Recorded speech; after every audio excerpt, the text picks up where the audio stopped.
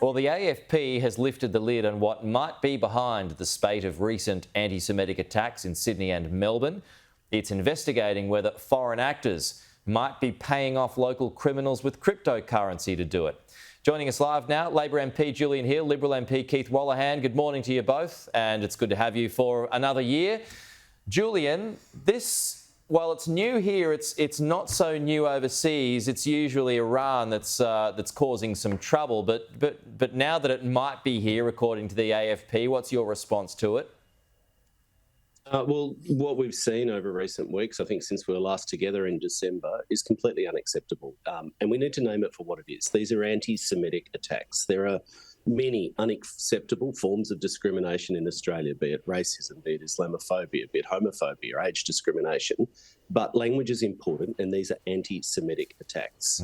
The AFP did update National Cabinet last night on their latest lines of inquiry and intelligence, and there was agreements made around better data and reporting and sharing in collaboration across state and territory jurisdictions, because much of the day-to-day police response, the front line under our constitutional arrangement, sits with state and territory governments.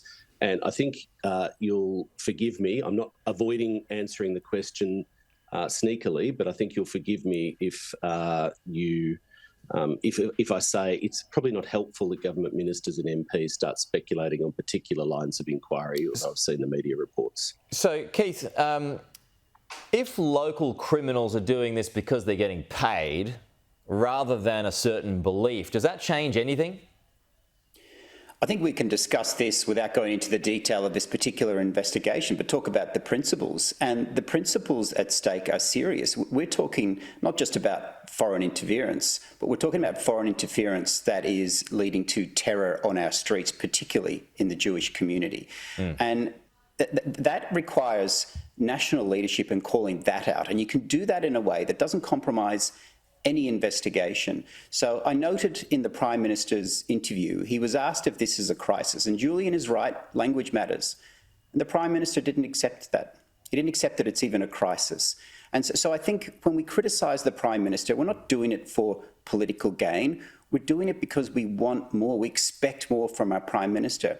And there's a good contrast to that. The New South Wales Premier, I think, is showing better leadership and the right tone in describing this crisis. So there has been criticism of your government, Julian, that you're not proactive enough, that you're too reactionary.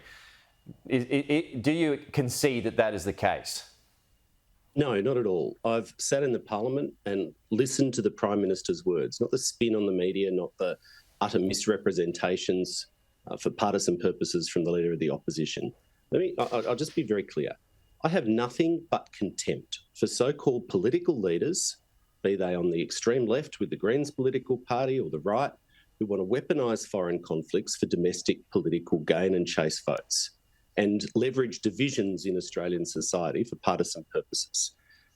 And I'd point out that Peter Dutton had 9 years in government to do something and did nothing. It's this government that legislated to ban the Nazi symbol and work with states and territories to ban the Nazi salute.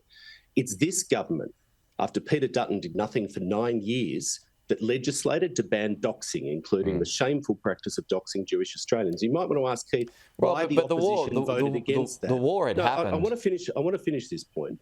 It's this government that legislated to ban hate crimes after 9 years of Peter Dutton and the opposition doing nothing.